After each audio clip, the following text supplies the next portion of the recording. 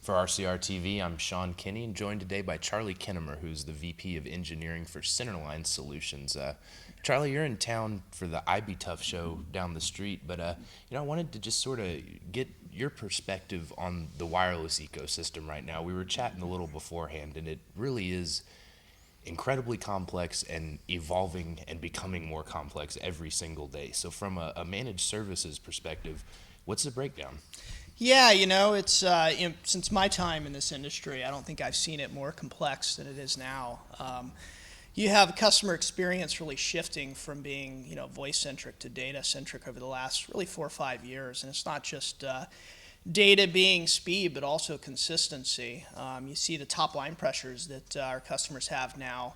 They're dealing with, rate plan changes as well as service offerings that have changed, and you look at the general market, and there's convergence of markets, a lot more players now than we saw 10 years ago, but also with spectrum, with the content and services. And so when you kind of look at our customer, which is mostly network engineering and operations, they're dealing with probably one of the more complex and demanding environments that they've had in the last 20 years.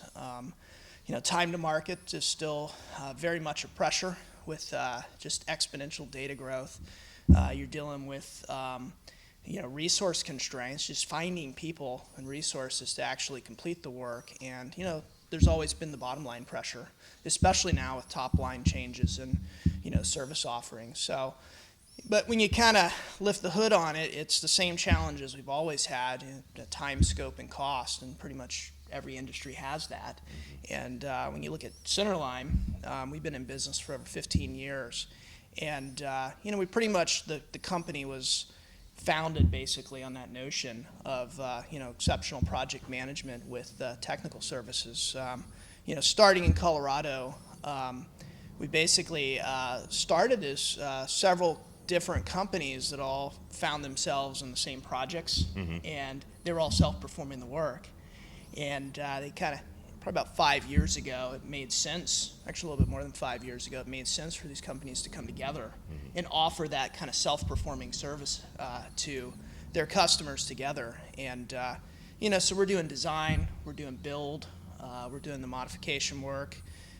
Most things that a carrier or a customer needs, we tend to support. Getting in the in-building space, the outdoor environment, we've always been there, but also into other customer segments. We're not just focused in on the commercial side, but also doing quite a bit in especially rural and government areas. Okay, so you mentioned in-building wireless, which is obviously the major thrust of the IBTUF show here. So give us an idea of some of the services Centerline offers around small cell and DAS deployments.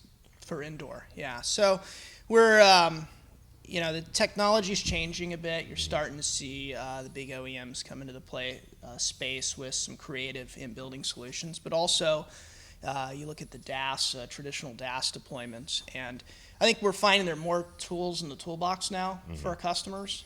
So for us, the challenge is to just stay on top of the options that we can provide customers, but we're also providing those services, and again, full turnkey services for in-building, but we're seeing that go to not just the carriers, but you're starting to see it step into enterprise, and public safety is going to be huge as well. Yeah, we've been talking to a few of the folks attending IBTUF, and we've heard a lot from them about enterprise as the hot small cell driver in terms of deployments in 2016. Is that consistent with what Centerline's seeing?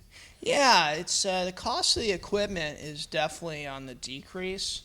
So the solutions, I think, are becoming more amenable to an IT director, for instance, in a company, but also even the carriers.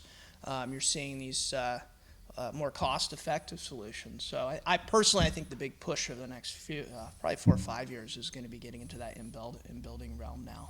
You're seeing transport costs go down as well. Yeah, so what, just from an adoption standpoint, help us understand what your clients want today, and give us an idea of what you think they're going to want maybe next year or later this year. Yeah, that's an interesting question. today I think within building, for instance, it's very much about they're not really stepping as much into kind of the business-to-business support yet. I think a lot of the venues have been taken care of nationally. There's still some universities out there with opportunity in large venues, new construction projects. But, yeah, I think it's a shift kind of in our customers as well. I mean, you're seeing, again, new market entrants that don't have the experience in the wireless space where we can come in as a company and offer that expertise.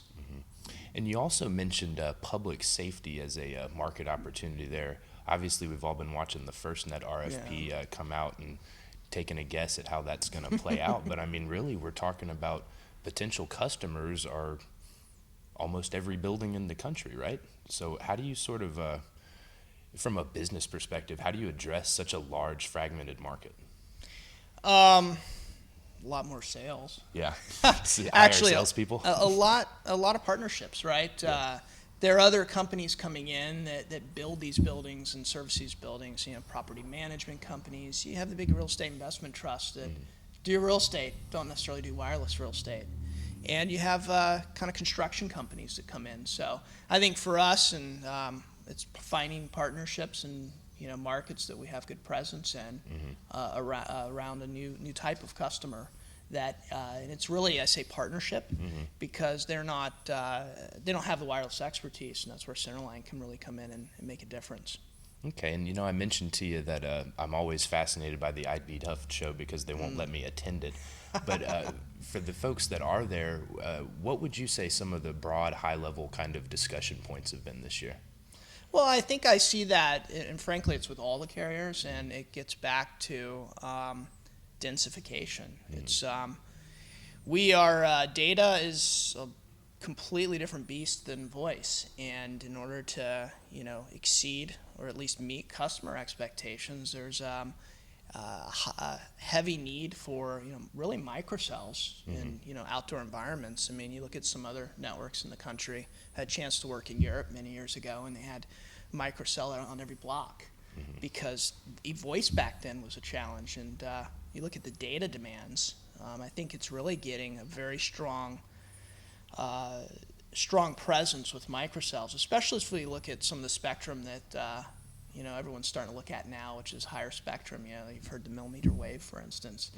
You're going to need a lot more sites, a lot more smaller sites with better, more contained coverage. You can't pull off data with just a macro cell layer. Yeah, and I think that's a really salient point because we need that ultra dense network infrastructure today to support the trajectory for data right now. But we also need to put it out there so that we're ready for 5G commercialization in the next 5-6 years. So I gotta think that the 5-10 year outlook for managed service companies got to be pretty bright because that's a lot of construction that needs to happen. I think it's extremely good opportunity for us. But at the same time, the companies that will be around in 5 years' time in services, in my opinion, are the ones that are not just thinking about the construction of these sites, but it becomes more installation. You're seeing technology; it's getting a lot smaller, and you could have a base station that's this big. You're starting to see it now, and I think it's a different type of resource. And you heard that if you heard any of the HETNET conference this last year, that was a big point. Different types of skill sets required to deploy this infrastructure. Okay, well, as we wrap up here, Charlie, can you direct the folks watching to the Centerline website in case they want to learn more? Yeah, it's www.centerlinesolutions.com. All right, man. Well, thank you so much for talking to IBTUF and small cell outlook with us. Well, thanks.